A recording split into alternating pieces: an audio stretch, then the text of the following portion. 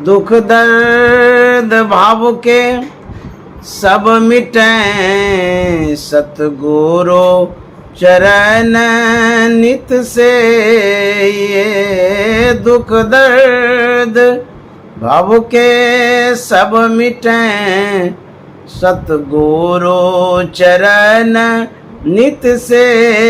ये गुरु भक्ति बिन कछु ना बने, मैं ही सकल संतन कही। गुरु भक्ति बिन कछु ना बने। श्री सद्गुरु महाराज की जय।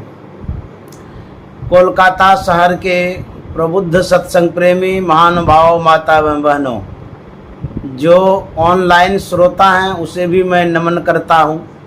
जो ऑफलाइन श्रोता मेरे बीच बैठे हुए हैं उन्हें भी नमन करता हूँ।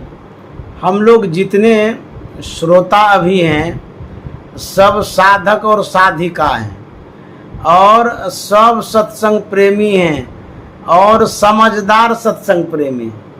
सब कोई सद्गुरु से जुड़े सत्संग प्रेमी हैं और सब कोई साधना करते हैं, लेकिन सबके साथ समस्या है। सबकी अपनी अपनी समस्या है। सब कोई अपने अपने समस्याओं को सुना रहे थे। कोई कह रहे हैं मन नहीं लगता है, कोई कह रहे हैं कि उपलब्धि नहीं हो पा रही है, इसका क्या उपाय है। और जो मैंने सुना, जो समझा, उसी के आधार पर जो मैंने अध्ययन किया है, जो मुझे याद है, मैं आप लोगों के बीच रखना चाहता हूँ। जो और भी संस्मरण मेरे मस्तिष्क में है उसी आधार पर आप लोगों को आपके अनुकूल ही बात रख रहा हूँ। एक बार धरहरा में गुरु महाराज विराजमान थे। बहुत लोग दर्शन कर रहे थे। अपराह्नकालीन सत्संग समाप्त हो गया था तो सबके सब गुरु महाराज के चरणों में प्रणाम निवेदित करने के लिए जा रहे थे। तो एक प्रिंसिपल साहब गए। प्रिंसिपल साहब ने भी परमाराध्य को प्रणाम किया। परमाराध्य ने पूछ दिया कि आप ध्यान भजन करते हैं? उन्होंने कहा कि नहीं, हम ध्यान भजन नहीं करते हैं। तो गुरु महाराज के टहलने का समय हो गया था। उसी समय गुरु महाराज चले गए टहलने के लिए। अब प्रिंसिपल साहब से इतनी ही बातें हो करके समाप्त हो गई। तो गुरुदेव महर्षि संत सेवी जी महाराज भी टहलने के लिए जा रहे थे, वहीं धरहरा के बगल में जो बगीचा था उसमें। तो प्रिंसिपल साहब ने जब देखा महर्षि संत सेवी जी महाराज को, उन्होंने कहा कि बाबा मैं आपके साथ टहलने जा सकता हूँ? स्वभावतः गुरुदेव ने कहा हाँ, क्यों नहीं जा सकता, चलिए चलिए। तो वो भी चले गए टहलने। दोनों व्यक्ति टहल रहे थे। टहलने के क्रम में गुरुदेव महर्षि संत सेवी जी महाराज ने प्रिंसिपल साहब से पूछा था कि प्रिंसिपल साहब आप तो कितने अज्ञानी को ज्ञानी बना दिए, क्योंकि प्रिंसिपल हैं। पढ़ा लिखा करके कितने छात्रों को आप ज्ञानी बना दिए, कितने छात्रों को सुधार दिए, कितने छात्रों को आप पैर पर खड़ा कर दिए। आप इतने शिक्षित हैं, इतने पढ़े लिखे हैं, लेकिन एक बात का मुझे बड़ा अफसोस हो रहा है कि आप इतने पढ़े लिखे ज्ञानी होकर के आप ध्यान नहीं करते हैं। यही मुझे आश्चर्य लग रहा है, अफसोस हो रहा है कि आखिर ऐसा क्यों। यदि पढ़े लिखे नहीं रहते तब तो समझते कि ध्यान के महत्व को ये नहीं समझ रहे, इनको पता ही नहीं ध्यान क्या होता है। लेकिन आप इतने पढ़े लिखे। गुरु महाराज ने पूछा कि आप ध्यान भजन करते हैं? आपने कहा नहीं करते हैं। यही जानने की इच्छा है। तो प्रिंसिपल साहब ने कहा कि बाबा क्या कहेंगे, संसार के लोगों के सामने झूठ सांच चल सकता है, जहाँ साक्षात सदगुरु महाराज हैं। मन की जाने सबे गुरु कहाँ छिपावे अंध। कांच की अलमारी में जो कोई सामान आप रखिएगा सब दिखता है बाहर से। उसी तरह से सदगुरु महाराज हमारे मन को देख लेते हैं। विचारों को देख लेते हैं, तो उनके सामने हम झूठ कैसे बोलेंगे? हम ध्यान भजन नहीं करते हैं इसीलिए कह दिए नहीं करते हैं। अब गुरुदेव ने पूछा कि प्रिंसिपल साहब आखिर आप ध्यान भजन करते क्यों नहीं है, कारण क्या है? सब कुछ समझते हुए भी ध्यान भजन नहीं करते हैं, इसका क्या कारण है? तो प्रिंसिपल साहब ने कहा था कि बाबा, जब जब मैं ध्यान पर बैठता हूँ कहाँ कहाँ मन भागता है, कोई ठिकाना ही नहीं लगता है। जिस कार्य को मैंने जीवन में आज तक नहीं किया है वैसे कार्यों में मन संलग्न हो जाता है, वैसा काम करने लगता है। ध्यान में न जाने किस आदम जमाने की बातें याद आने लग जाती है, हम सोच भी नहीं सकते हैं। उसके बाद जब ध्यान करना छोड़ देते हैं वो बातें सब गायब हो जाती है। तो जब फिर बैठते हैं तो फिर वही बातें घूमने लग जाती है, कैसी कैसी बातें आ जाती है। हम ध्यान करना छोड़ दिए। हम सोचे कि जब जब ध्यान करते हैं तब तब अलग बातें आती रहती है, न ध्यान करेंगे न ऐसी बातें आएगी, इसीलिए ध्यान करना ही छोड़ दिए। गुरुदेव ने कहा कि प्रिंसिपल साहब आप कभी अपना कपड़ा पीछे हैं? हाँ, स्टूडेंट लाइफ में तो बराबर धोते रहते थे। तो बोली कि कैसे पीछे हैं कपड़े को? बोली ये भी कोई बात है, पानी में भिजा दिए, सर्फ साबुन दे दिए और धो दिए, बस हो गया। तो बोले कि जब आप कपड़ा धो रहे थे तो उससे क्या निकला? बोले स्वाभाविक है, कपड़ा धोते हैं मैल निकलेगी। तो मैल निकल रही थी। तो गुरुदेव ने कहा कि आप कपड़ा धो रहे थे मैल क्यों निकल गई? तो बोले मैल नहीं निकलेगी तो और क्या निकलेगा, कपड़ा में तो मैल ही नहीं होता है। तो गुरुदेव ने कहा कि प्रिंसिपल साहब जब आप ध्यान में बैठते हैं जो जो बातें मन में आती रहती है, जो भी चिंतन धाराएं होती रहती है मन में, वो पापों का संस्कार है, जन्मों जन्म का वो संस्कार है, वही मैल निकलती है। और आप ध्यान करना ही छोड़ दिए हैं तो कपड़ा साफ कैसे होगा, मानस पटल साफ कैसे होगा, मन पवित्र कैसे होगा? आप ध्यान करना छोड़ दिए और मन को धोना ही छोड़ दिए। तो प्रिंसिपल साहब ने कहा कि बाबा अब से मैं जरूर ध्यान करूंगा। तो जब आप ध्यान करते हैं यह मन भागता क्यों है? आप सुबह से लेकर के शाम तक, जब से आप होश में आए हैं तब से लेकर के अभी तक किसी न किसी रूप को देखे हैं, किसी न किसी शब्द को सुने हैं।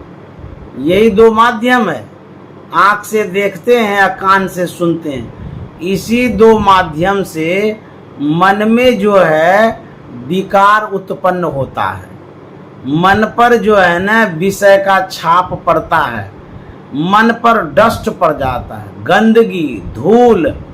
जैसे आप कमरे में जब तक कैद हैं, बंद हैं, तब तक आप बाहरी धूल से बचे हुए हैं। जैसे कमरे से बाहर चले जाते हैं, सड़क की धूल, आंधी की धूल, जो भी धुआं है, सब से आप प्रभावित होते हैं। होता नहीं सर, आप पर प्रभाव पड़ता है। और यदि आप घर आते हैं, अपने फेस पर यदि हाथ लगाते हैं तो देखते रही धूल कहाँ से इतनी जम गई। अब पता नहीं चल, धूल बड़ी महीन होती है, डस्ट जो है बहुत महीन होती है, वो परत दर परत आपके फेस पर या जहाँ पर कपड़ा नहीं है वहाँ पर जम जाता है। होता नहीं सर? ठीक उसी तरह से हम संसार में जहाँ जहाँ जाते हैं, चाहे अमेरिका जाइए, इंग्लैंड जाइए, थाईलैंड जाइए, बिग बाज़ार में जाइए, वीआईपी दुकान में जाइए, या किसी सखी से मिलिए, दोस्त से मिलिए, कारोबार में जाइए, जहाँ कहीं तो जाते हैं। जहाँ जहाँ जाते हैं वहाँ वहाँ उसका रंग मन पर पड़ता है, छाप पड़ता है, और मन जो है ना प्रभावित होता है। तो पता कब चलता है? मन का जो प्रभाव है तब पता चलता है जब मन को आप धोते हैं, साफ करते हैं, ध्यान में बैठते हैं। उस समय पता चलता है कि मन में ये सब अनर्गल बातें, विषय विकार कहाँ से आ गया। अभी क्वेश्चन करते हैं, पूछते हैं कि मन लगता नहीं है। ध्यान में हम बैठते हैं और मन भागता रहता है, सही से जप भी मन नहीं कर पाता।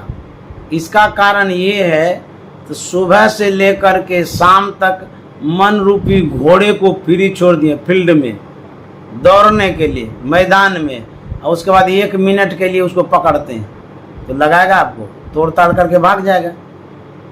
तो कहते हैं कि इस पर कमांड रखिए, कमान रखिए और इसको कब्जा में रखिए, पकड़ करके रखिए। कैसे पकड़ेंगे? जो दिखता भी नहीं है। तो जब जब ध्यान आप करते हैं ये लगता नहीं है, लेकिन अभ्यास करिए। जहाँ जहाँ भागता है वहाँ से लौटा लौटा के लगाइए। ये परिश्रम करना होगा आपको। ये आप में जो साधना करने की प्रवृत्ति घट गई है उसको बढ़ाना पड़ेगा। मन को बराबर खुराक विशेष दीजिएगा ध्यान करने का, तब इसको आदत लग जाएगी, उसके बाद धीरे धीरे इधर आएगा। इसलिए जरूरी है, जब आप घर में चीनी को देखते हैं, बड़ी सफ़ेद है, उजली है, देखने में गोड़ी जैसी लगती है चीनी, और बड़ाई भी करते हैं कितनी अच्छी लग रही, साफ सुथरी है। वही चीनी हलवाई के पास जाती है, हलवाई उसको कढ़ाई में चढ़ाता है, उसके बाद जब आंच देता है, चीनी जब खूब पिघलने लग जाती है, औंटने के बाद उस चीनी से देखिए कितनी गंदगी निकलती। पूछिए उस चीनी को, तो बड़ी सफ़ेद थी, उजली थी, देखने में चकमक कर रही थी, ये कहाँ से गंदगी आ गई? अब चीनी क्या बोलेगी? वो कहती मेरे अंदर में ही गंदगी थी, लेकिन लोगों को नहीं दिख रहा था। हलवाई को दिखा इसलिए कि हमको औंठ दिया, तब पोल खुल गया गंदगी का। उसी तरह से ये मन जो है ये गंदा है, अपवित्र है, इस पर पाप का संस्कार पड़ गया है। जो कर्म सुबह से शाम तक करते ये भी एक संस्कार है। उसके बाद जब हम जन्म नहीं लिए तो उसके पहले कहीं तो थे, जिस जन्म में थे, जिस योनि में थे, जिस शरीर में थे, वो भी एक संस्कार होता है। वह संस्कार जो है पापों के संस्कार, जन्मों के मेरे, एक जन्म नहीं जन्मों जन्म का, और वो भी पाप का संस्कार। तो जो पाप का संस्कार है वो भी परेशान करता है। इस जन्म का जो संस्कार है वो भी परेशान करता है। इस मन को आप जहाँ जहाँ लगाते हैं वहाँ वहाँ यह मन जाता है, और जैसे ही आँख बंद करते हैं फिर वहीं चला जाता है। क्यों? इसको तो आदत लगा दी है, दुकान में जाने का, मकान में जाने का, साथी के पास जाने का, मोबाइल से बात करने का, जो जो देखते हैं वहाँ जाने का आदत लगा दिए, जो जो सुनते हैं वो सुनाने का आदत लगा दिए। यही वो कारण है जो कि मन जल्दी लगता नहीं है। बैठते हैं ध्यान करने के लिए, भाग जाता है। भागता इसलिए है कि समय आप कम देते हैं। सुबह से लेकर के शाम तक में जितना समय देना चाहिए उतना नहीं देते हैं। आप काउंटिंग करिएगा तो पता चलेगा कि हम समय कितना देते हैं। आप घर गृहस्थी में कितना समय देते हैं उसको जोड़ लीजिए, और ध्यान करने के लिए बैठते कितना, खाली बैठने की बात हम कर रहे हैं। बनता है या नहीं बनता उसको छोड़ दीजिए, आप बैठते हैं कितनी देर ध्यान करने के लिए उसको जोड़िए। जो कितने जन्मों से मन रूपी घोड़ा बदमाशी करते आया है, खुला छुट्टा घूमते आया है, और उसको आप कितना मिनट देते हैं समय? घूमने में तो अच्छा लगता है, बात करने में अच्छा लगता है, गोपियाते रहते हैं 1 घंटा समय देते भी नहीं ध्यान करने। इस मन को बहकाने में आप, जो साधक उसके लिए कर रहे हैं, इस मन को बहकाने में आप बहुत घंटा देते हैं, इस मन को सीधा करने में मिनट देते हैं। बुझिए तो एक तरफ तो आग लगा रहे हैं, आग लगाने में तो दिन भर आगे लगाते रहते हैं इस मन में, और उसके बाद बुझाने में 1 मिनट देते हैं, और जो आग धधक रही है 1 मिनट में शांत हो जाएगी। उसी तरह से मन को आप बहकाते रहते हैं, सुबह से लेकर के शाम तक भगाते रहते हैं, और उसके बाद फिर 1 मिनट 2 मिनट बैठते हैं, कहते मन नहीं लगता, फिर उठ जाते हैं। ध्यान में जब बैठते हैं न जाने कौन सांप सूंघने आ जाता है, और चट से उठ जाते हैं। बैठे थे ध्यान करने के लिए, फ्रेंड को याद करने लगे, अरे उसको तो मैसेज किए नहीं, उसका ट्रेन आने वाला है, आँख खोल करके मैसेज करने लग जाते। ये तो हालत है।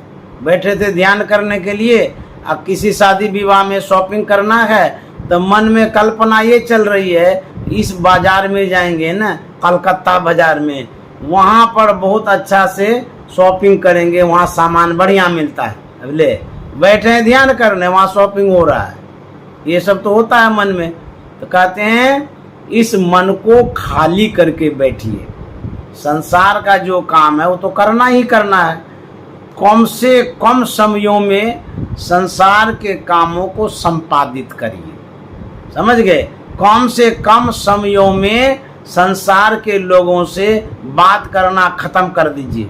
कम से कम लोगों को देखिए, कम से कम लोगों को सुनिए, तब जाकर के मन इधर आएगा।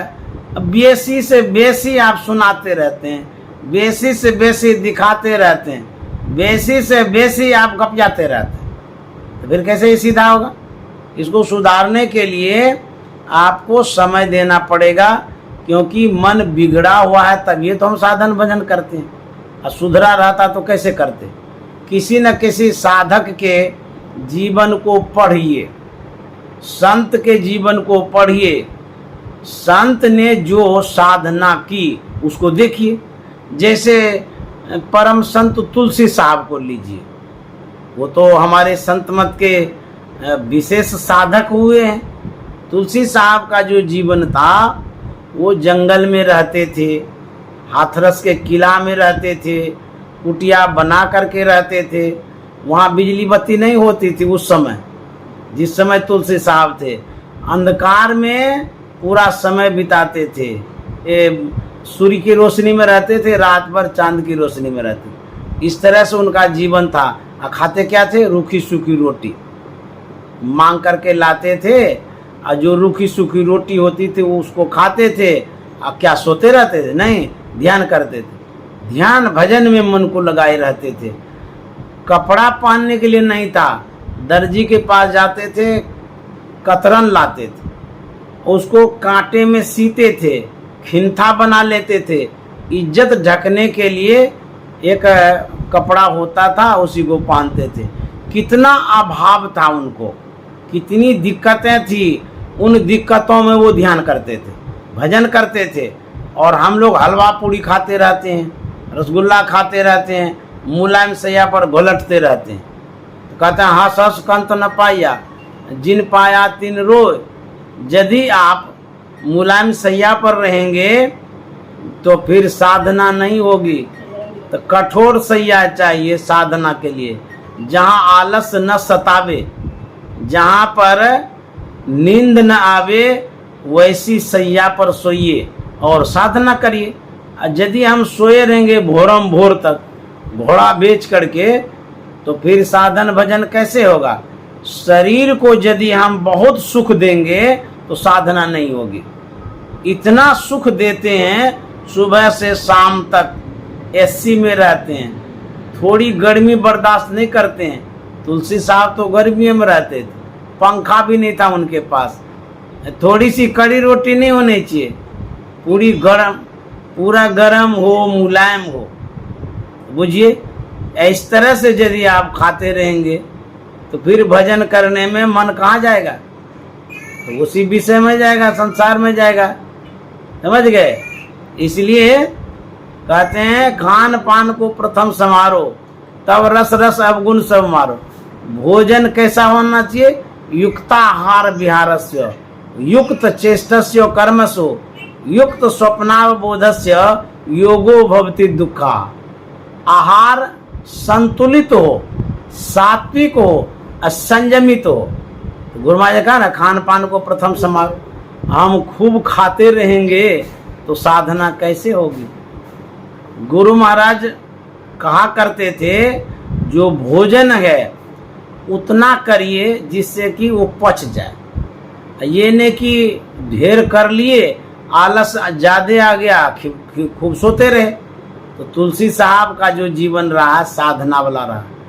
और मीराबाई को देखिए, उनसे पूछा गया कि भाई आपका मन कैसे माना? तो क्या जवाब देती है? मीरा मन मानी, सुरत शैलस मानी। मेरा मन माना जब इसको अंतराकाश में ले गए, अंदर में ले गए, तब ये मन माना है। इस मन को अंदर ले जाना पड़ेगा। ये मन बहिर्मुखी हो गया है, तो जब तक अंतर्मुखी नहीं करेंगे तो फिर काम नहीं चलेगा। विशेष रूप से आप बाहर में ही मन को रखते हैं, रोज रखते हैं, इसीलिए साधन में मन नहीं लगता है। बाहर रखते रहते हैं और थोड़ी देर के लिए अंदर करते हैं, इसीलिए अंदर से भाग जाता है। तब क्या करना होगा? कहते हैं अभ्यास बढ़ाइए, आदत बढ़ाइए। हिस्सक उसको कहता है, आदत को हिस्सक भी कहते।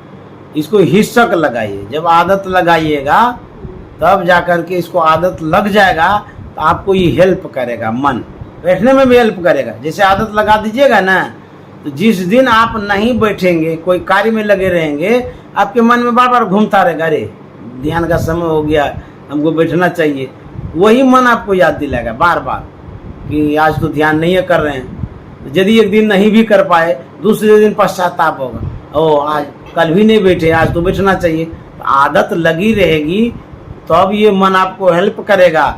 इसको आदत खाली बाहर का लगा दीजिए, उधरे खींच के ले जाएगा, उधरे बार बार खिंचाव होगा कि चलो होटल में बढ़िया से आज एंजॉय करेंगे, खाने चले जाएंगे, कहीं शॉपिंग में, क्यों आदत लगा दिए, उधरे मन का खिंचाव होता है। और यदि साधना की ओर आदत लगाएंगे तो इधर मन का खिंचाव होगा। इसीलिए रोज अभ्यास करने की आवश्यकता है। एक आदत पर गुरुदेव महर्षि संत सेवी जी महाराज कहानी कहते थे, वही मैं आपके सामने रख रहा हूँ कि आदत लगाने से आपके जीवन में वह कैसे हेल्प करता है मन, यही मैं बताने जा रहा हूँ। एक ऊंट वाला था, बहुत सारे ऊंट को लेकर के वो यात्रा कर रहे थे, कहीं जा रहे थे। जाते जाते जाते शाम हो गई। ऊंट वाले के मन में होता है कि रात्रि यहीं गुजार लेते हैं, जब प्रभात होगा तो प्रस्थान करेंगे। तो ऊंट को बांधने लगा। तो बहुत सारा ऊंट था, तो बांधते बांधते सबको तो बांध दिया। एक ऊंट के लिए रस्सी घट गई। अब उसको कैसे बांधेंगे, रस्सी है नहीं, तो उसको छोड़ दिया। तो ऊंट वाला भी सो गया और जितना ऊंट था सब सो गया। जब ऊंट वाले की नींद खुली तो देखते हैं एक ऊंट खड़े हैं, वो तो सोया ही नहीं, बैठा ही नहीं। तब ऊंट वाला सोचता इसको नहीं बांधे हैं, इसीलिए नहीं बैठा है। तो रस्सी तो थी नहीं, बांधेंगे कैसे। ऊंट वाला उठा, उसके गले में झूठों हाथ ऐसे ऐसे घुमा दिया ताकि ऊंट को लगे कि हमको बांध रहा है, ऐसे घुमा दिया। उसके बाद खुट्टा तक ले गया, ऐसे दिखा दिया, और वहाँ खुट्टा में उंगली ऐसे घुसा दिया, घुमा दिया। तो ऊंट को लगा के हमको बांध दिया, चट से बैठ गया। फिर वो ऊंट सो गया। उसके बाद फिर सवेरा हुआ तो सब ऊंट उठ गया, वो बैठले रह गया। ऊंट वाला सोचता कि इसको क्या हो गया, तो बैठले, अभी तो उठा ही नहीं। फिर उसके मन में होता है कि हम झूठो जो बांधे थे ना, इसीलिए इसको खोलना भी पड़ेगा उसी तरह से। तो ऊंट वाला जो है ना, खुट्टा के पास गया, ऐसे ऐसे उंगली घुमा दिया, और उसके बाद गले तक ले गया। गले में जैसे ऐसे ऐसे घुमाया, ऊँट के मन में हुआ कि हमको खोल दिया, पट से उठ गया। अब देखिए, इस कथा के कहने का अभिप्राय है कि इस मन को आदत लगाइए। झूठ मूठ खेले सचमुच हो, सचमुच खेले बिरला को, जो कोई खेले चित मन लाए, होता होता होइए जाए। झूठो खेल है, झूठों में सांचो हो जाएगा, लेकिन खेलना तो पड़ेगा। आप जब बच्चे थे कोई भी, उस समय गांव देहात की बात ले लीजिए कि खेलने के लिए सब जाते थे। एक जगह बच्चे सब एकत्रित होते थे, वहाँ पर बालू का घर बनाते थे, मिट्टी का, और घर बना करके वहाँ पर जो जो टीम होती थी, ये घर हमारा है, वो घर उसका है, उसके बाद उसी में विवाह शादी करते थे। वहाँ कोई लड़का बन जाता था, इधर कोई लड़की हो जाती थी, उसके बाद उसी में भंडारा होता था बालू का। ये दाल है, ये भात है, ये सब्जी है, बना लेते थे बालू का गोल गोल करके, और उसी को वो लोग खाते थे। और उसके बाद शादी होती थी, जब शादी होती थी उसके बाद फिर मिगार करके चले जाते थे घर। उसके बाद माँ से कहते थे हमको खाना दो, तो माँ कहती थी अभी तो तू लोग खा ही रहा था, बोलो तो झूठों वाला खा रहे थे, अभी तुम्हारे पास सच्चों वाला खाना है। तो जब उस लड़की और लड़के की शादी होती थी, उस मंडप पर जब वो खड़े होते थे दोनों एक साथ, तो दोनों मुस्कुरा करके कहते थे अरे वो जो खेलते थे बच्चे में वो झूठों वाला खेल था, झूठों में शादी उदी कर लिए थे, असली शादी तो अभी हो रही है, ऐसा कहते हैं न, मानते भी हैं। ठीक उसी तरह से जो हम लोग कर रहे हैं सब झूठे कर रहे हैं, तो मन को भी झूठे लगाना पड़ेगा, आदत लगानी है, अभ्यास करना है। धीरे धीरे धीरे धीरे ये अभ्यस्त जब होगा तब जा कर के ये मन लगेगा। क्योंकि आपकी परेशानी एक तो खराब संस्कार है किसी का भी, दूसरी परेशानी है संगति जो हो गई है, वर्तमान की संगति ले लीजिए, जो हो गई है वो विकास वाला नहीं, विलासिता वाला, साधना वाला नहीं, संसार वाला, ऐसी संगति हो गई है। उसमें बात भी खाली होती है, आपने कपड़ा लिया, हाँ कौन कंपनी का लिया, इस कंपनी का, किस होटल में खाने गए थे, फलाने होटल में, बड़ा अच्छा खिलाया, बड़ी अच्छी व्यवस्था थी, यही सब होता है। कौन कारोबार करते हैं, हर वक्त यही सब होते रहता है। तो कहते हैं एक तो संगति गड़बड़ है, संस्कार गड़बड़ है, साधना की जो क्रमबद्धता है, एक नियम जिसको कहते हैं, वो भी गड़बड़ है। आप मिला के देख लीजिए कि सुबह से शाम तक हम नियमित साधना करते हैं कि नहीं करते हैं। तो ये सब जो प्रक्रिया है, इन प्रक्रियाओं को सही ढंग से करेंगे तब तो मन एक केंद्र पर आएगा, एक स्थान पर आएगा, भीतर जाएगा। अंदर में कुछ नहीं दिखाई देता है, अंधकार ही अंधकार है, मन भाग जाता है। कहाँ? जहाँ दिखाई देता है। बाहर क्यों भागता है? वहाँ देखने को मिलता है, सुनने को मिलता है, बड़ा अच्छा लगता है। अब भीतर में तो नीरस है, कुछ है ये नहीं है, कुछ दिखता भी नहीं है, तो भटकता है मन, भागता है मन। तो गुरु महाराज कहते हैं आओ वीरो मर्द बनो, अब जेल तुम्हें तजना होगा, मन निग्रह के समर क्षेत्र में सन्मुख तिर डटना होगा। कहते हैं जो मन निग्रह करेंगे, समेटेंगे, जमा करेंगे, कहते हैं इसमें लड़ाई होगी। क्या लड़ाई होगी?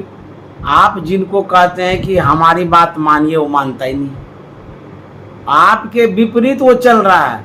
लेकिन आप कह रहे हैं, हम तो सही न कह रहे हैं, आपको इसमें लाभ होगा, सुख मिलेगा, लेकिन वो मानता नहीं है। ये जो मन है, मन को हम कह रहे हैं कि तू ध्यान करो, ये ध्यान करता ही नहीं। तो जब मन को अंतर्मुख करते हैं, ये बहिर्मुख हो जाता है, भाग जाता है। बच्चा को पकड़ के घर लाते हैं, अब बच्चा बेघर हो जाता है। ये तो कठिनाई है।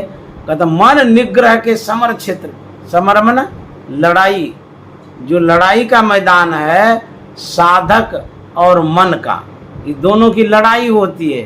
साधक मन को समेटना चाहता है और मन बिखरना चाहता है, भागना चाहता है। तो गुरु महाराज कहते हैं कि साहस रखिए, साहसी बनिए, आओ वीरो मर्द बनो। मर्द बनो मतलब साहसी बनिए और हिम्मत रखिए। अब जेल तुम्हें तजना होगा, जो शरीर संसार का जेल है वो छूट जाएगा यदि आप सही ढंग से साधना करेंगे। मन निग्रह के समर क्षेत्र में सन्मुख तिर डटना होगा। और गुरु महाराज कहते हैं वक्त नहीं है वीरो अब गाफिल होकर सोने का, बिंदु राह से निकल बहादुर तम मंडल टपना होगा। गुरु महाराज कहता अब समय कहाँ है? कितना समय चला गया, बालापन खेल में गया, जवानी नींद में गया, अब बुढ़ापा सोच के रोया। ये समय कितना चला गया, कितना कम समय है। कहते हैं अपने समयों को डिवाइड कर लीजिए, बांट लीजिए कि कितना समय हमको संसार में लगाना है, कितना समय हमको साधना में लगानी है। जिस वस्तु में आपकी रुचि अधिक होती है उनके प्रति आकर्षण भी होता है। जैसे मान लीजिए हीरा है, हीरा को यदि आप जानते हैं, उसके महत्व को, उसके प्रति विशेष लगाव हो जाता है। घर को जानते हैं तो घर के प्रति लगाव है, परिवार को जानते हैं, परिवार के प्रति लगाव है। उसी तरह से साधना के प्रति यदि लगाव हो जाए तो मन लगेगा। साधना के विषय में आपको बार बार समझना होगा। गोस्वामी जी ने कहा है कि यदि आपको लगाव बढ़ानी है तो पहले जानना पड़ेगा। जाने बिनु न होय प्रतीति, बिनु प्रतीति होय नहीं प्रीति, प्रीति बिना नहीं भक्ति रिढ़ाई, जिमे खगेश जल के चिकनाई।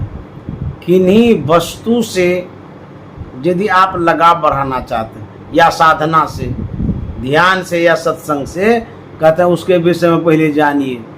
तो जानने का माध्यम क्या है?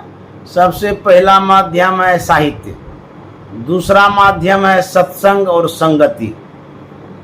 इस तरह से जब आगे बढ़ेंगे तब ध्यान माध्यम है। जानना पहले जरूरी है।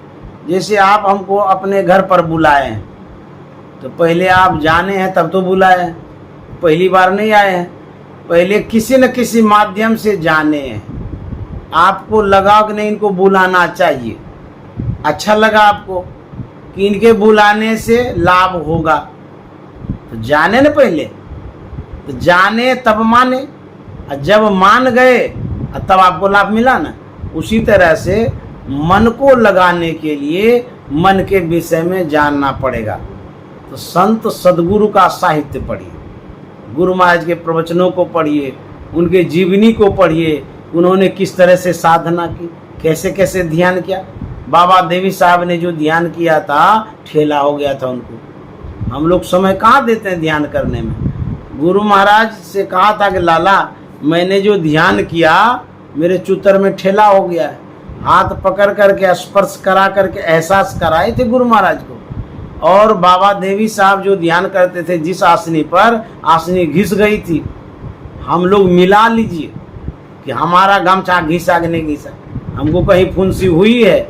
हम कितने रात ध्यान करने में बिताए हैं, सो देख लीजिए।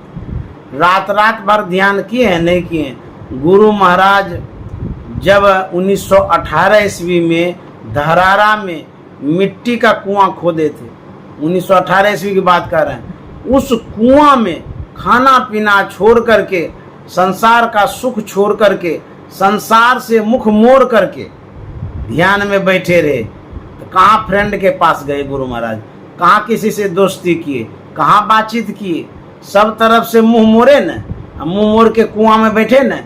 3 महीनों तक लगातार संसार का त्याग करके बैठे, तब जाकर के गुरु महाराज को कुछ लाभ मिला। तब डॉक्टर ने सलाह दिया था कि आप जो इस कुएं में बैठे, शरीर में खून की कमी हो गई है, इसलिए शरीर को बचा करके रखना भी जरूरी है, तब जाकर के आप साधन भजन करेंगे। तब गुरु महाराज ने परिवर्तन किया।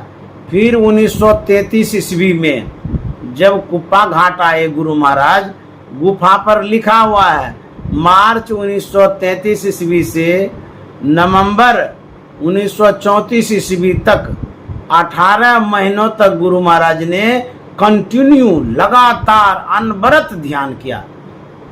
बुझिए कितना मतलब कि कठिन तपस्या है वो।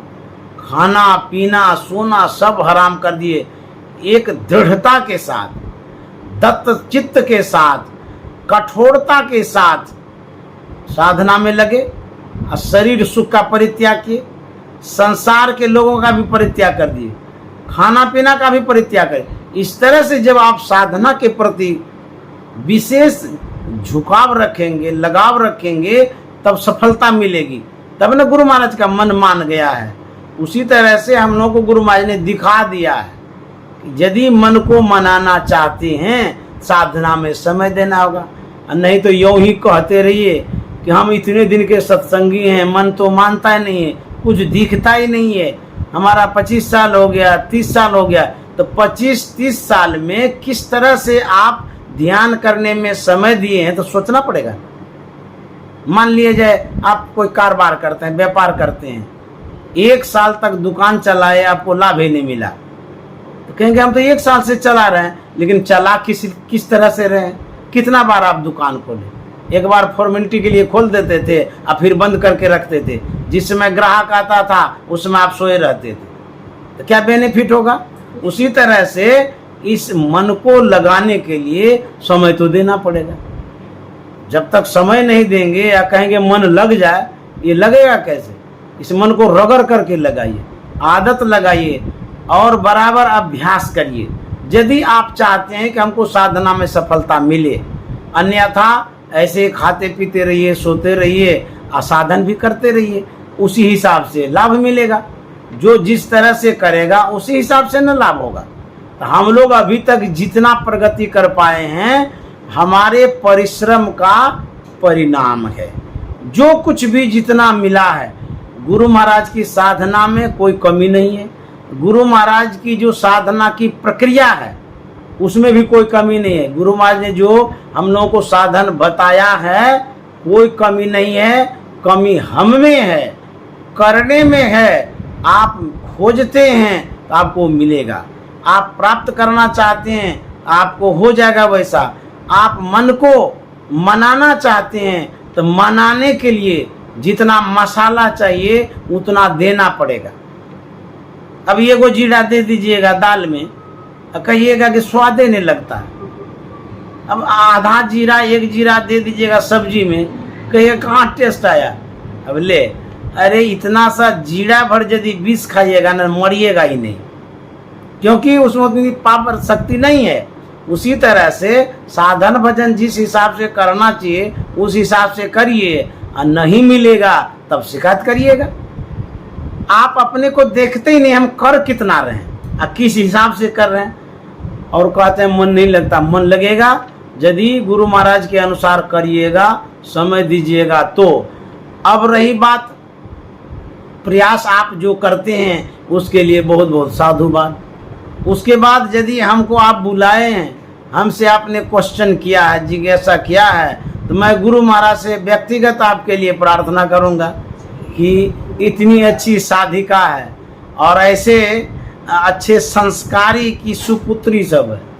हमारे जो राम शरण बाबू थे साधक थे, अच्छे साधक थे। हम उनके साथ साधना किए हैं, देहरादून में हम रहे हैं बहुत दिन तक, और उनका स्वभाव हमने जाना है। उनके परिवार की आप सब लोग हैं और उनकी बेटी भी हैं। तो मैं गुरु माँ से ये प्रार्थना करूँगा जिस तरह से आपके पिताजी ने साधना की, उनको जो सफलता मिला आपको भी मिले। आप उसी संस्कार में ढले हुए हैं, तो गुरु माँ कृपा करें।